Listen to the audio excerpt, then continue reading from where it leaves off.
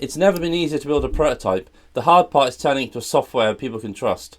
Maintaining your real applications with real users is more than a weekend project. It's a major chapter of your life.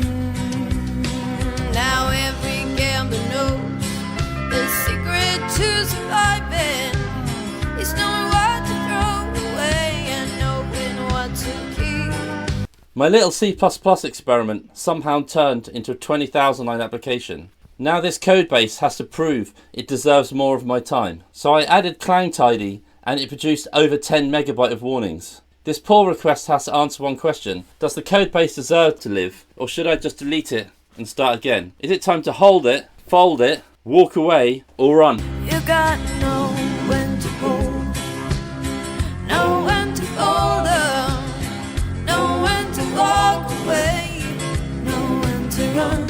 Okay, so we've got all my outputs of Clang-Tidy. Tidy output, it starts off being 10 megabyte file and then all the way down to 47k. So that's the minimum that it can be because it's just telling us that it ran every file and it didn't find any errors. So we started out with this 10 megabytes of errors, which to be fair, a lot of them are the same. And then we got it down to none errors. Oh, and now it's just writing the coverage data. So we're ready to go. The coverage is 100%, so we're all ready for a push. So I had recent pushes 24 seconds ago. Compare and pull request. Create pull request. It didn't do too much damage. Getting rid of all those lint errors required 4 lines added and 2 8 lines removed. So net 200 lines each. And some of that is actually, to be fair, is the configuration of it. So a script to run Clang-Tidy, and I only want to run Clang-Tidy on the source and the test. I don't want it to run it on random files that aren't C. I only want to run C++ files. Only C++ files that are in my actual code base, not something that's been pulled in as dependency or whatever. So we updated cast because we Clang-Tidied that too. And then I added in my friendly bash script, so I don't have to remember everything. It has a format files option, which then runs Clang format on the whole lot. And then I have the other bash file, which just runs it on one particular file. So whatever file we give as the 0th argument, it runs into Clang-Tidy. We also made a test Clang-Tidy. So we inherit the parent config, and then we don't want to check bug probe chain comparison. Clang-Tidy thinks we're doing chain comparisons when we're doing tests. Tests can have unused return values and unchecked optional access. In the tests themselves, we decide what we actually want to access and what we want to return. We don't really return anything. We're just doing asserts against things. So we're not really returning using all the return values, and we're not using optional accesses. The test files can look slightly different than the code. It needs to be slightly looser than the code because it needs to do things that we don't want to do in the code. I mean, actually, the Clang-Tidy stuff is perhaps the most important thing. Clang-Tidy is moving from a thing I ran once to part of the production workflow. So it's going to become part of how this project is maintained. Tests are not exempt from quality, but the catch-2 and the test style produce warnings that are not useful defect signals. So this isn't really a useful defect signal because it runs it for every time we do assert. In the tests, it does this. So. But in more recent versions of Clang, they have this ignore macros thing, which, if true, check will not warn on chain comparison inside macros. So that solves the problem for the tests. But this is 23, and I'm only requiring 18 and above, so I don't want to require new ones just for that. I want to make it as easy to build as possible. So yeah, I mean, warning count is not the same as defect count. Test suite needs to be readable and reliable before fitting to some arbitrary standard. It's good for consistency to have an arbitrary standard, but it can't apply to the test for these reasons. But this is the pattern I've noticed before. Instead of just int, we give it a name struct. So I've noticed this fashion in Python as well. Instead of just int or int long, we have a struct with fields, uncommitted changes, you know. It's a bit like using Pydantic to make your arguments a bit more specific. We are making an object to give this function instead of, so to give this function update activity counts, we're giving a project synced activity update. Instead of just giving it 3 numbers, we give it an object which has 3 numbers, but it removes ambiguity because you can't get these numbers in the wrong order now. You have to assign them to a thing, so you know what the number you're assigning is, so you're not going to confuse them when you get down here. We repeatedly do project key ID value, but instead we work it out here. So instead of repeatedly calling this everywhere, like here and here, we then move that up to a function here. So we've got require project key ID. We require it to have, a project has to have a key ID. If it doesn't have a value, that's a runtime error. It's all gone horribly wrong. And otherwise we return the key. So instead of having this logic everywhere, we have it in one place. So rather than just trusting that we know it's there, we check it there, but we check it once at the beginning in this function. We don't check it all over the code. We have that function which checks that it's there. So instead of raising it here and raising it here, we just check it at the beginning. We keep it explicit that it requires a project key ID, but instead of testing it all over the place, we just test it in the one function and move that logic up to the one function. Okay, so we had this before, that we can't throw inside a destructor. Instead of doing that, we do this instead. So the destructor that's cleaning up, it can't throw, it mustn't throw. If the destructor caught, I just buried the error. But instead, I move the thing upwards and make it more explicit, so it's now here. Holder daemon has a lock file, so only one copy of the daemon can run against the database and the project state at a time. So this already provides an important safety boundary that you don't have multiple backends running, confusing each other. So this class here owns the lock file. This owns the processor's lock file.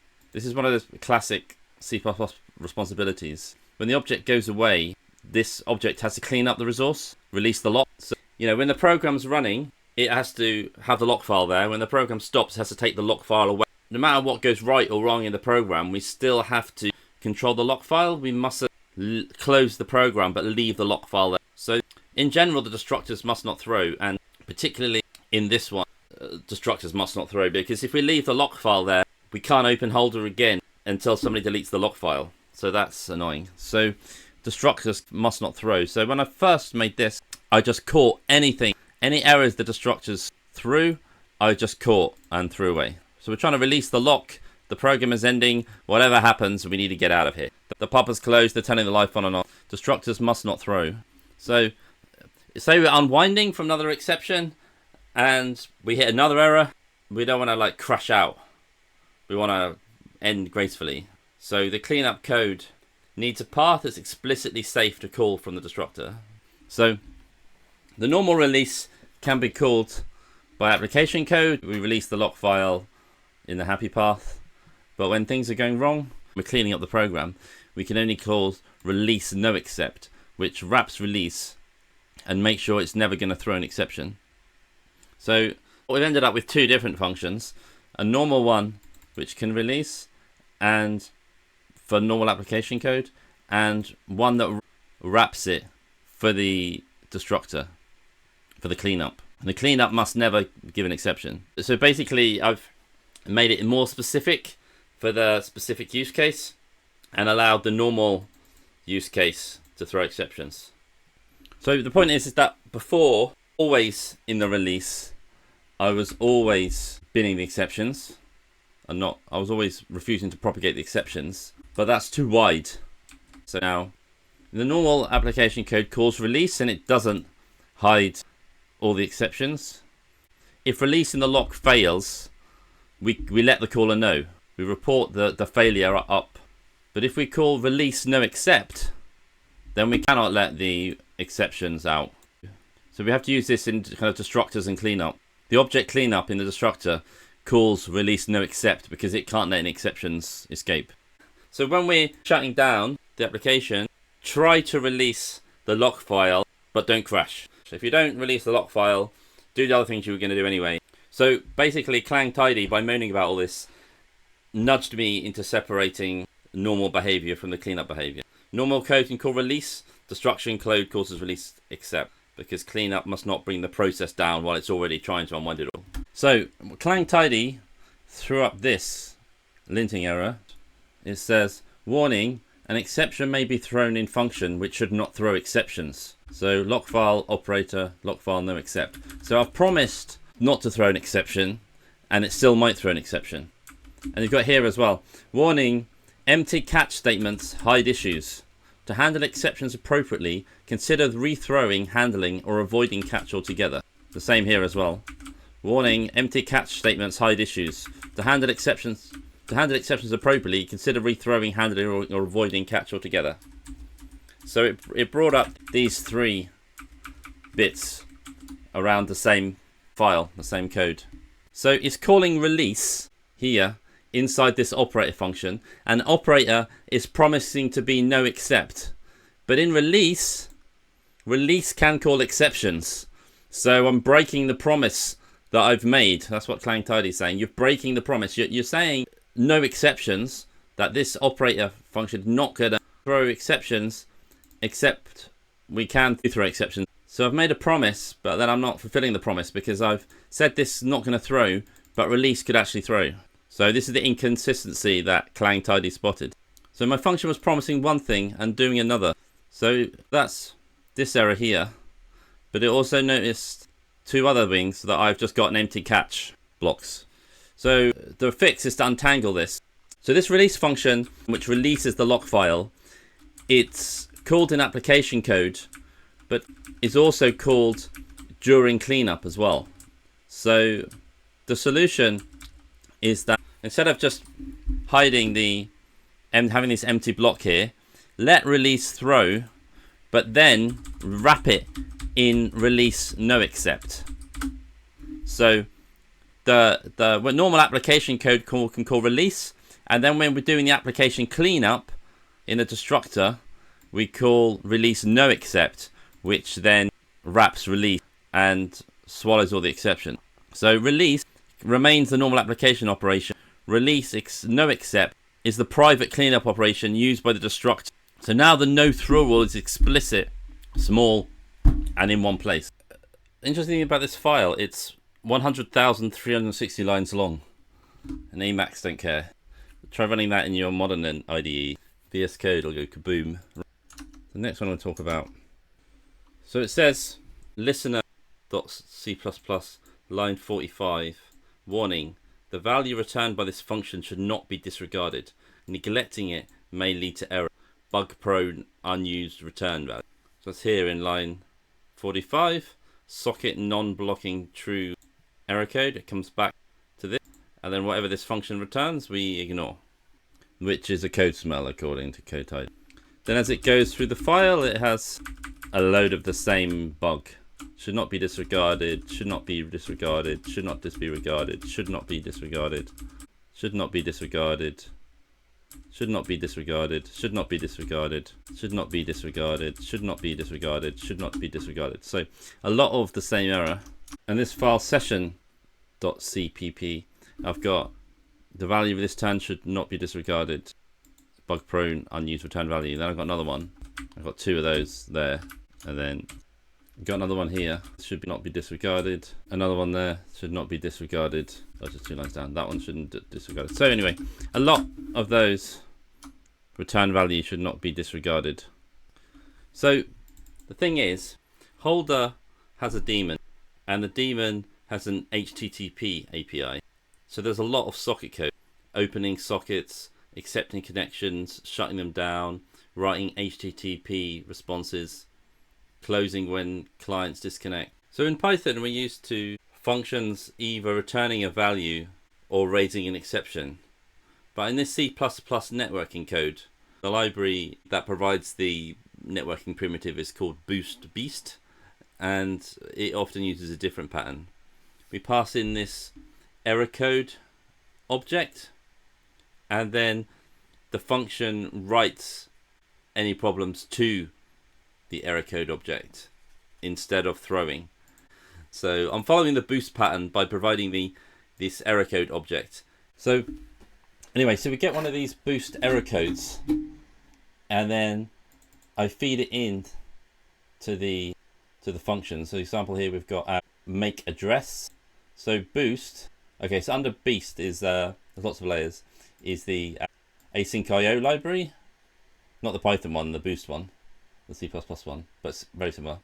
We have all these functions. So we've got IP make address, we've got socket based reuse address, we've got socket based MAC listen connections. I hand it this error code object, and then I'm throwing with the message from the error code object. We pass in the error code object. If there's an error, it writes the error to, and then I fish it out with this. So what I really care about is this EC object. Did the socket operation fail? If it failed, what is the error? And what's the message? Clang-Tidy sees me calling these methods and saying, why aren't you writing the return type to an object? Not realizing that I only care about the side effect. Why aren't I writing the return value to a variable? Why am I just running it and ignoring it? But I'm not ignoring it, but because it has a side effect of writing to this EC. And sometimes that is a real bug, that if you call something and it returns something, you don't use it. But here, I don't actually care about what it returns, because if it has an error, I get it from EC. This is a bit of library friction. Clang-Tidy doesn't like what's going on here, but it's not my job to care what Clang-Tidy thinks of this library. So the fix was simple. So I just made a function called ignore result, and its only job is to throw away a value. It takes in anything you want and it returns nothing. So it just throws away whatever you give it. So this template type name is a bit of C++ wizardry that says this works for any type. We're going to accept any type T. We're going to accept any type called T. The type is called T. So instead of saying this has to be an int or something, we're going to say we can have anything. So whatever we're given, C++ will make a version of the function for it. This means accept the value efficiently. So whether it's a temporary value, a reference, any old return type, take whatever expression I give you and don't copy it unnecessarily. And then we're promising again not to throw. Once we've taken in the value, we say do nothing. So here I'm saying socket close, and then we pass it the error, the EC object. So we pass in this error code object and it fills it, and then anything it returns gets sent to ignore result. C-Tidy thinks something's happened, even though we've just taken it and given it to ignore result. Even if this returns a value, I'm intentionally ignoring it. So the code is exactly the same, but I'm communicating to the reader of the code and to C-Tidy that I haven't accidentally thrown the value on the street. I'm putting it into the bin and keeping Britain tidy. So I know there might be a return value, but I don't care, because I just care about the EC, which is, as a side effect, it writes the EC. And now I'm very explicitly ignoring result. So linting is a conversation with the code. It's not a command. I don't have to be ruled by the linter. I mean, some warnings are telling me about a real bug, but some of them are telling the library API and the linter don't agree. So as the engineer, it's my job to choose the difference. It's my job to choose when I want to dance to the linter's tune, and it's sometimes I want to dance to the library's tune, and sometimes I want to dance to my own tune. And there's probably some way to configure C-Tidy to do what I want, like all the time, but I might genuinely accidentally throw the result on the floor. So this is explicitly saying I'm binning the return value. I don't want to create a variable for the return value. It's got some big return value that takes a lot of memory or whatever. I don't want it. Just ignore result. So I'm explicitly saying we're ignoring the result. I mean, yeah, I could turn off this bug-prone unused return value, but I'm saying I'm ignoring it. I mean, the compiler will just throw this away probably, and at runtime it'll do nothing. But I'm telling Clang-Tidy and future readers this is not an exact accidental return value, and the compiler will take this and unpack it and just throw it away probably. So they're all a bit like that. They're all a bit... The code, which already compiles and is already fully tested with 100% coverage, turns out C-Tidy doesn't actually find a lot.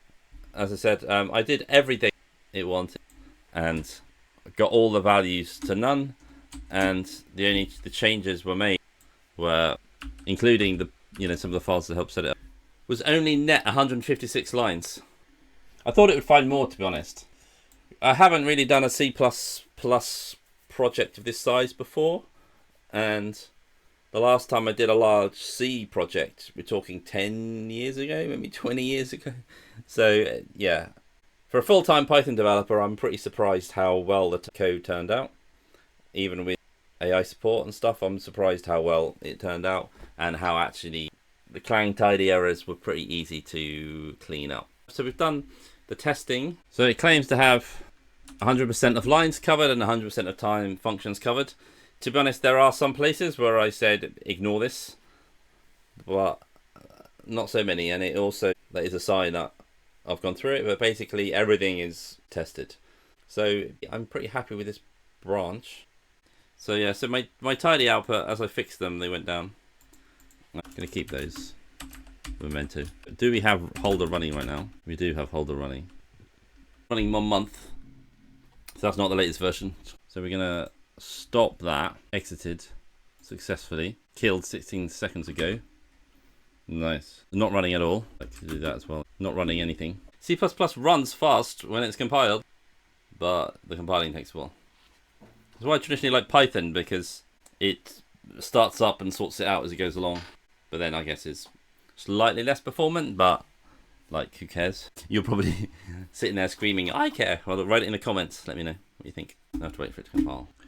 When I first ran C Tidy on it and I got 100,000 lines, it made me think again, let's rewrite this whole thing in Python. But I've kept the faith so far, and we are still in C++. I mean, I said before, this started as an experiment over Christmas holiday. All clients were away, nobody gave me work, so I was playing with C++ async, following some tutorials, and then I wanted to store some cards, and then I just used that as an experiment, and then I kind of liked the setup that I made, and so I added a database, and then I added search and API routes and workers and tests, git sync, and even AI related bit. And then at some point I looked at it and said, this is not a toy anymore, this is actually quite a useful thing. This is an application. So I ran Clang-Tidy asking, is this code base actually bad? Or am I just uncomfortable maintaining C++? And it looked bad, but it wasn't bad in the end. So I say holder is a local first daemon. The daemon package is where all the complexity is. So this is the back end for the card application. I'm treating it like a serious little service. It's growing well. This is not a please use holder video, because you can't. I mean, unless you're watching from the future and I have actually open sourced it and released it and everything. But at the moment it's just my project and you can't use it yet. But I'm trying to take this unfinished C++ application through all the stages into production quality. And to do all that before I ask anyone else to use it. It has actually been a really interesting exercise. And it is a continuing exercise that's really interesting. You know, this little app that was a toy, can I make it production ready? I mean, at the moment it has an SQLite database, HTTP routes, project and card storage, search and indexing, git sync. Git sync is the killer for me. That I store my data and it Git automatically syncs it, and it's in a format I understand and not some proprietary format. It's in Git. That's really good. So, but anyway, yeah. So my thought was this was a prototype, and I'd make myself an app like this in Python. But that's not a weekend cleanup. That's a real decision if I want to rewrite this in Python. I don't know. I didn't start here. This was over the Christmas holiday. I was learning. I was experimenting. I was just doing the thing that developers do when you start with a small idea. And then the prototype absorbed every adjacent idea until it became a kind of load-bearing structure. And it kind of like the Borg cube. It just assimilated everything. I didn't sit down and decide to carefully write a C++ application.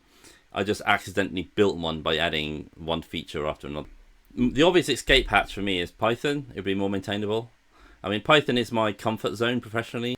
If I rewrote this in Python, I would have a lot of familiar tools available immediately. I could use Django, or I could use Fast API, SQL model, Pydantic, mature libraries, faster iteration. That is a real argument. There's no point in pretending it's not. Python would let me move faster, make the system easy to change, reach for libraries and patterns I already know. But there's another side to that. It might become less specialized. It might become less performant. It might become more generic. And I might not learn as much from it. I mean, I've written C before. I've shipped real code before. This isn't my first time outside Python. I've used lots of other languages and things. But I've never taken a modern C++ application all the way to the production and open source quality that I expect from my Python code. So with Python, I saw that tooling ecosystem evolve and mature. My Python apps these days use formatters, linters, type checking, tests, coverage, CI, dependency checks, packaging workflows, supply chain stuff, all the pipeline machinery. 15 years ago, back when I was maintaining a couple of classic C, I didn't use the same tools, or I didn't know about the same tools. They weren't part of my normal workflow. And one of those apps I was maintaining, I rewrote in Python anyway. Rewriting this in Python is not a theoretical temptation for me. It's what I normally do. It's normally let's rewrite everything in Python. That's the most attractive approach. So part of the appeal of this to me, of keeping it in C++, is learning the modern C++ tooling in 2026, which, okay, C++ and C are very slow and steady languages, so it's not like they have revolutions. It's not like JavaScript where they rewrite their tool set every 2 weeks. It's good for me to be good static analysis, sanitizers, coverage, continuous integration, packaging.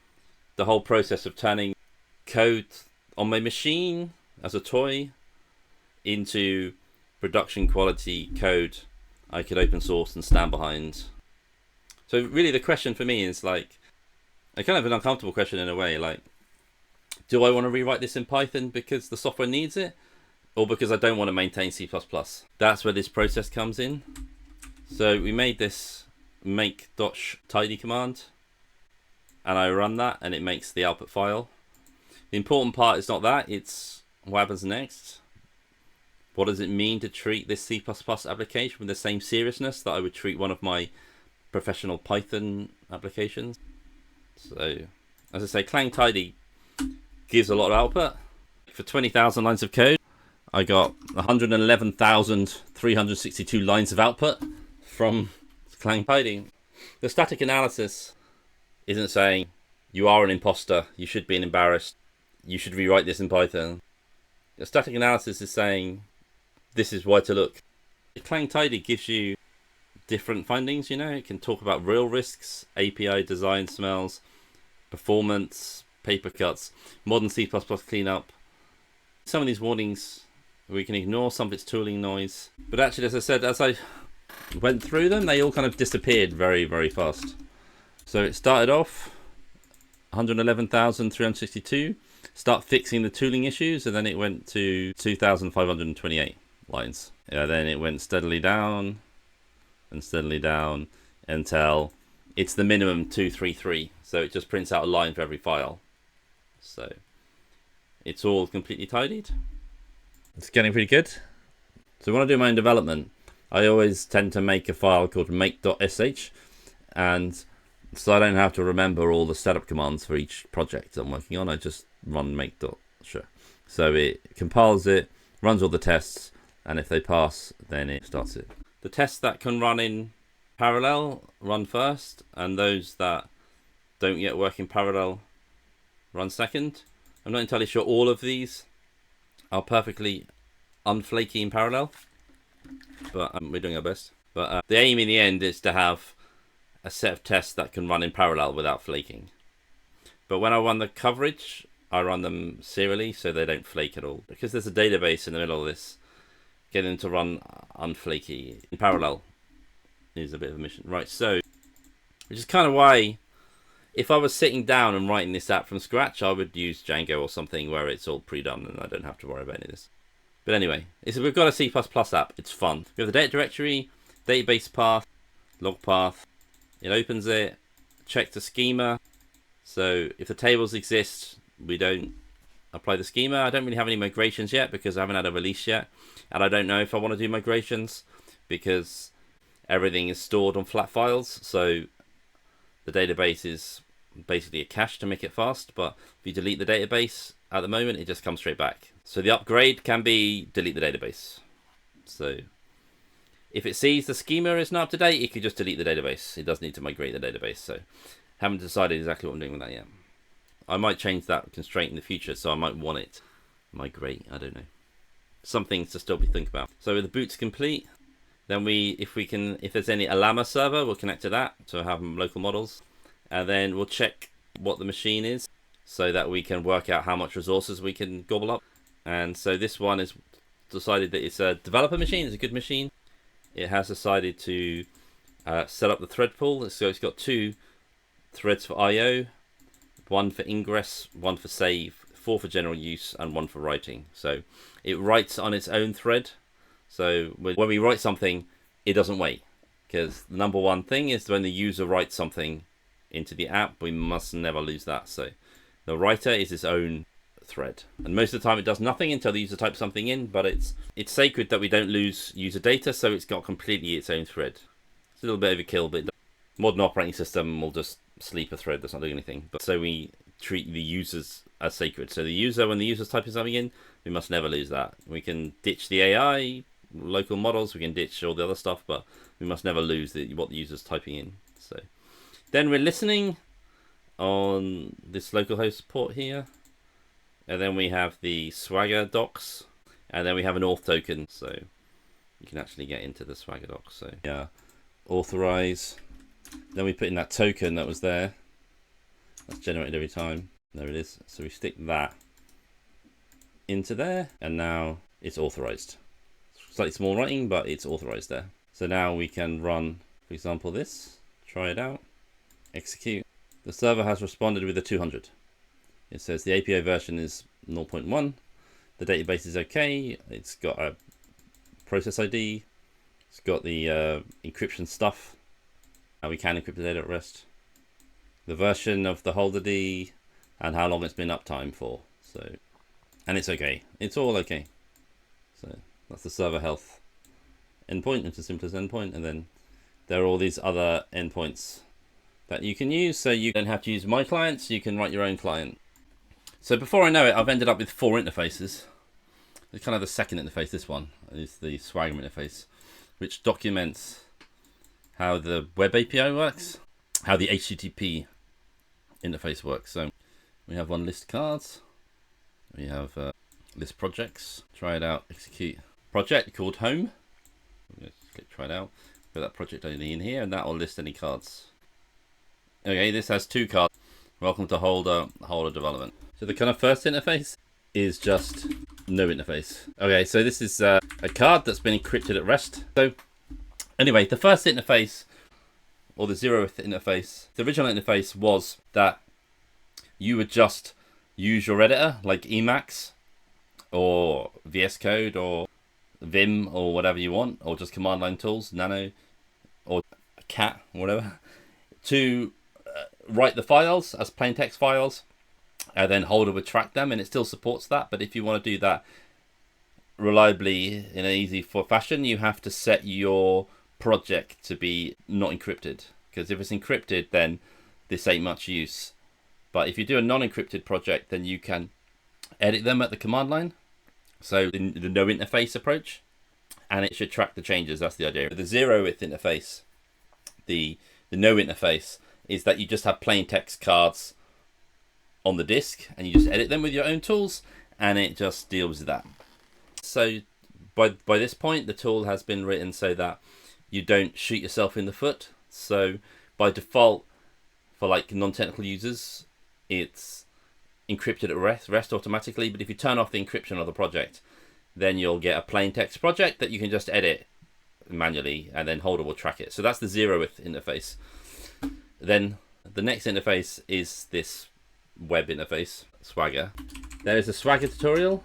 This is useful if you want to create your own interface, then you can follow this tutorial. But if you've used Swagger before, maybe you just get it. So this interface is really an interface for people writing interfaces. And then we have the command line interface, which is called Holder Control.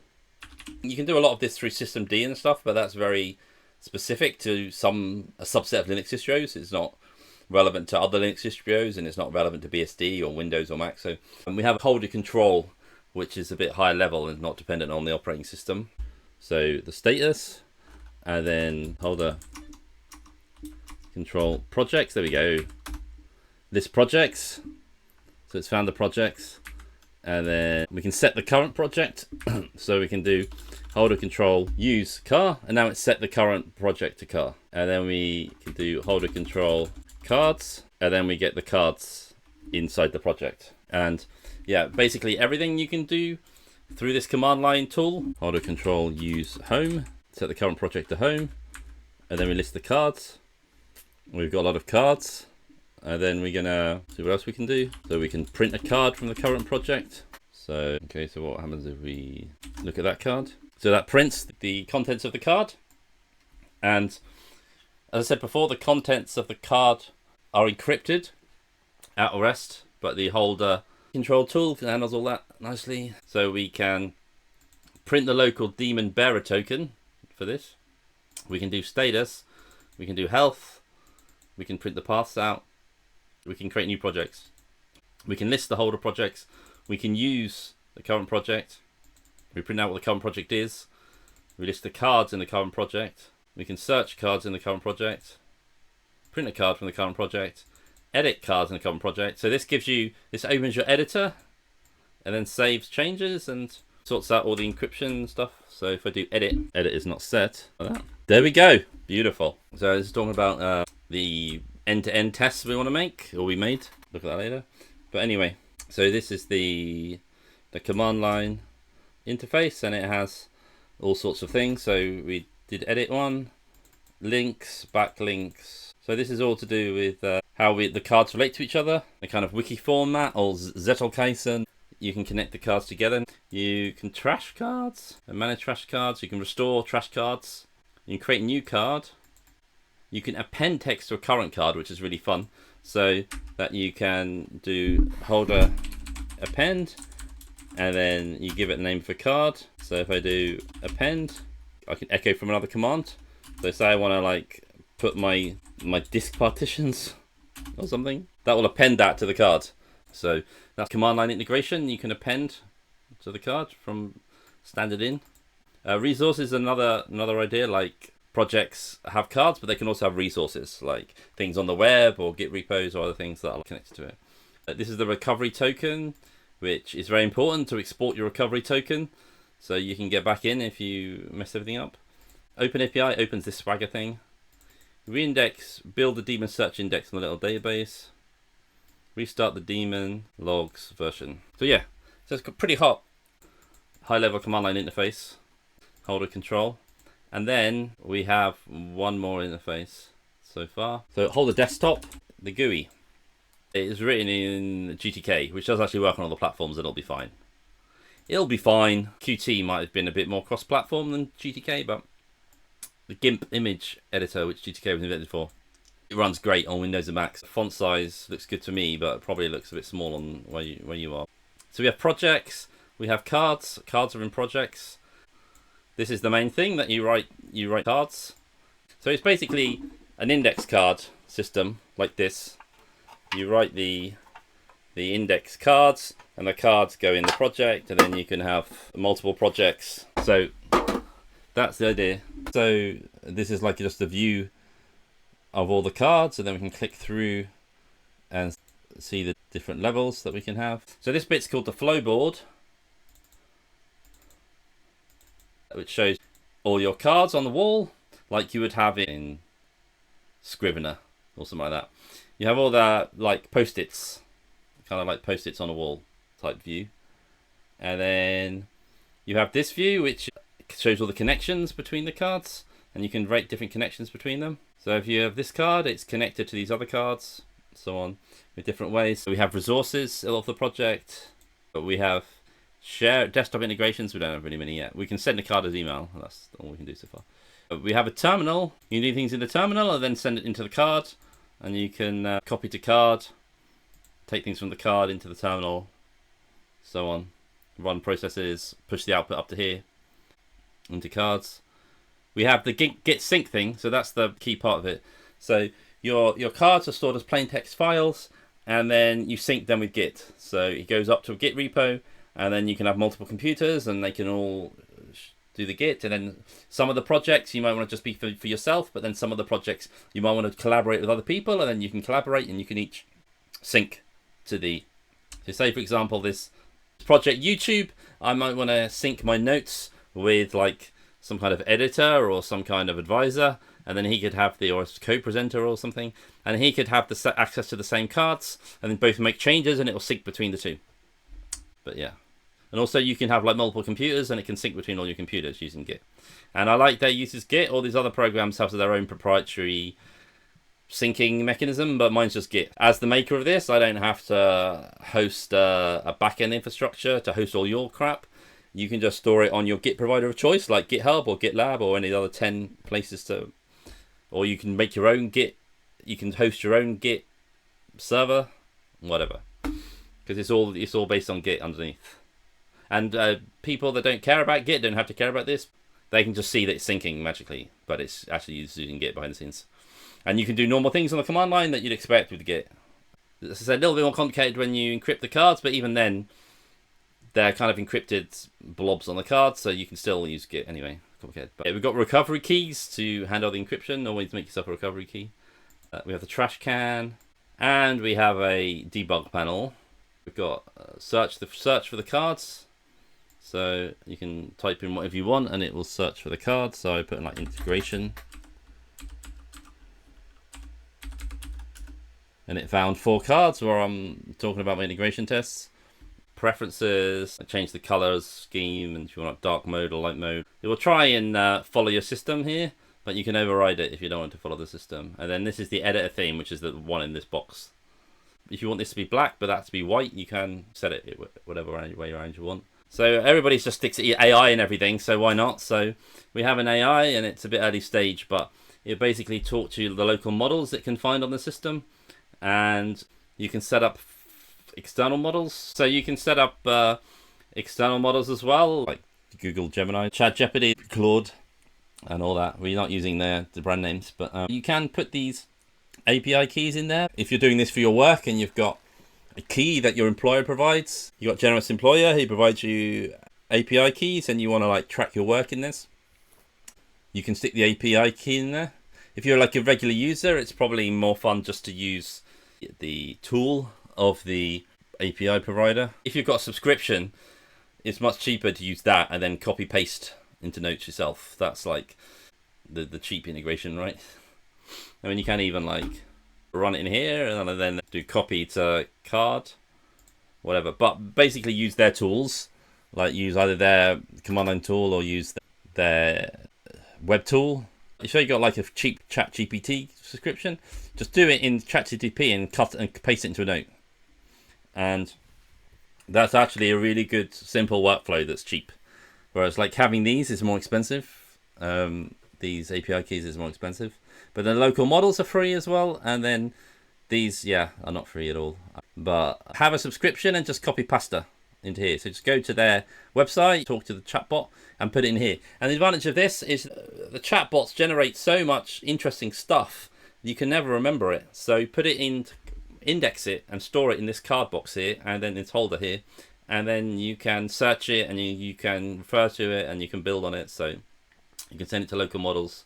You can also just use the local models until they kind of get dumb, and then you can send it to the expensive frontier models. So anyway, AI needs a bit of thought.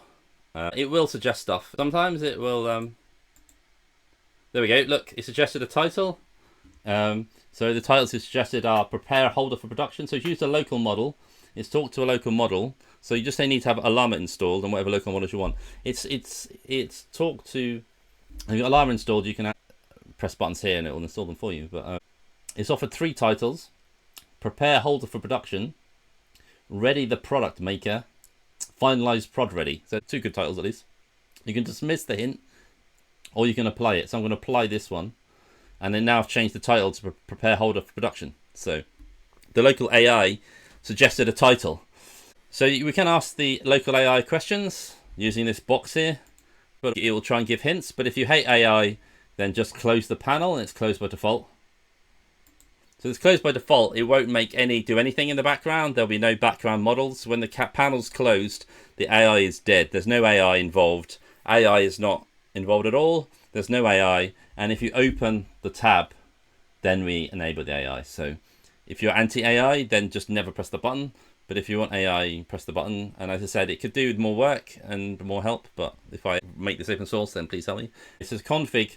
You can install local models using here. And it just calls the Llama function to do the local model, and then it works it out. And then it's got like Local model used for quick background tasks, used for normal API replies, for slow or high effort reasoning, and you can set what model you want. And I don't have anything set up here and enabled, but if I actually put some keys in and sort it out and make it work, then we could potentially use their models as well. So for doing things like you saw earlier where it suggested a title, the local models are way good enough for that. And if you make a title but don't make a body, it will suggest a body, and if you make a body with that title, it's just a title, and so on. And yeah, we're going to try to make more hints as they're useful, but it's one of those things where we need to actually use the tool more and understand what we're doing. So just get rid of AI, and if you go to the debug panel, you'll see that it's actually talking to the backend. And if we go, because we're running the dev backend here, we can see that it's making all kinds of API requests to the backend. So you can see that the backend is local running web server. It's not exposed on the internet unless you particularly do something with that, or expose it on the network. You know, you have to do your own. You can bring your own port forwarding, but by default it's just a local host thing. But you know, you could set up your own port forwarding if you had a local network, and you could wrap it in something safe, whatever. So when I click things in the interface, it's calling to the backend. This doesn't have any special power. So if you want to write your own interface, you get exactly the same power as my interface, because it's all just talking to these endpoints.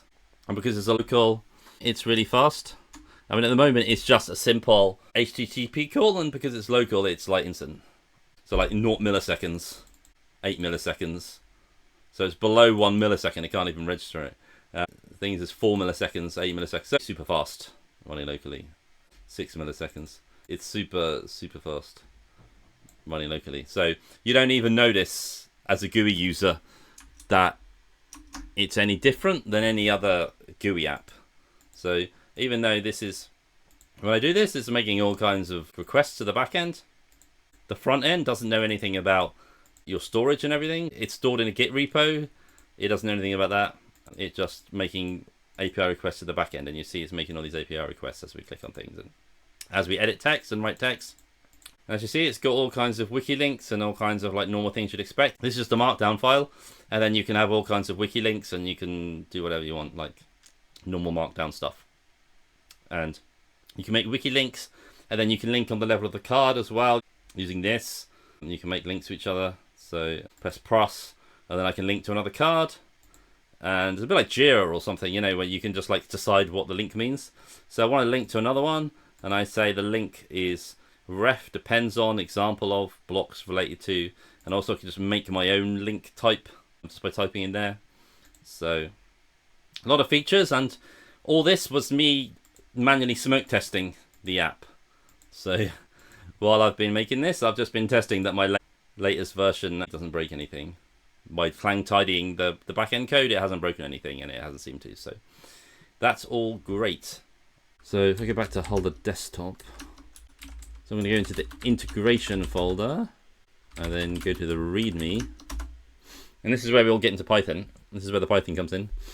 I'm just going to run make.shut, which I always do in my projects. And it's now running that app you just saw in a headless session. And it's saying, as a holder user, I want the app to start and support the workflow. So this is the end-to-end behave tests. This is testing the front end and the back end together. That GUI front end and the back end together. Those other interfaces are tested in the back end integration tests. But this is the one doing the end-to-end tests. So it's doing all the things I just did, but now in automatic. It's like clicking every button in that interface.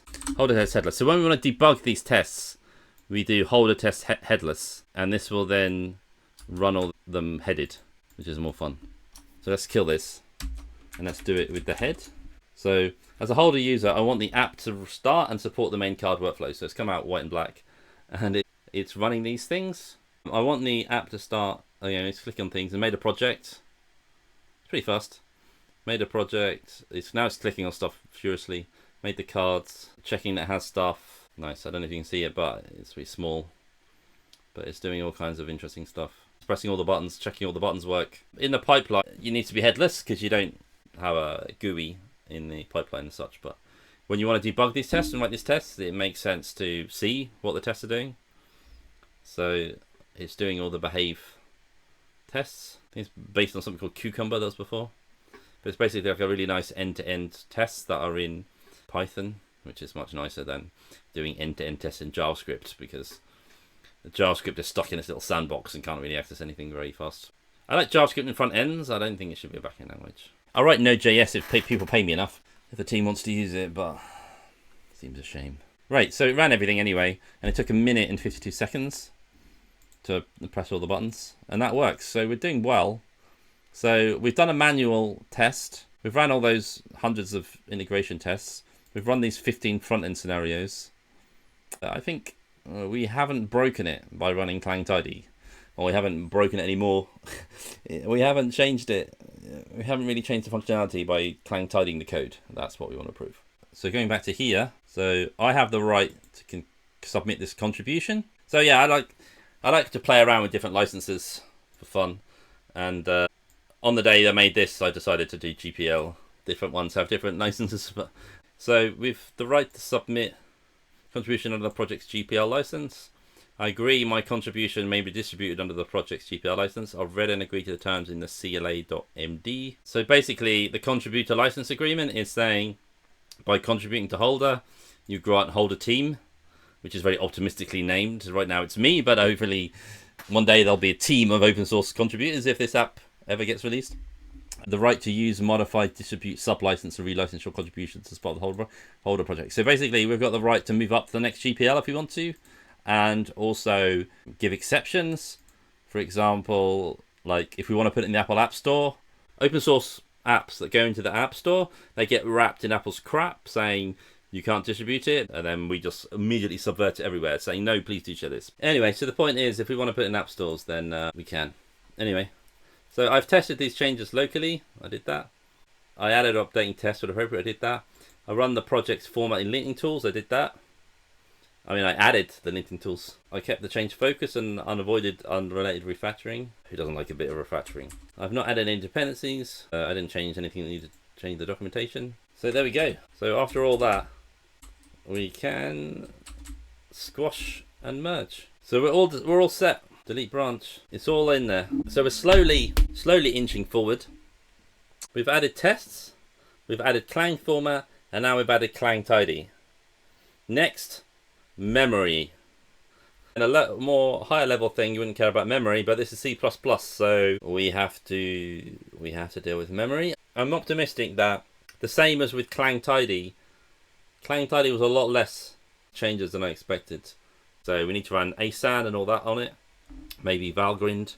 So yeah, come back for that as we try and push all this stuff towards being production quality. Anyway, thanks for watching and have a lovely day. Catch you next time. And leave comments and subscribe and all that stuff. Really subscribe. Then the algorithm knows that people who are interested in what you're interested in are interested in this. So anyway, love you all.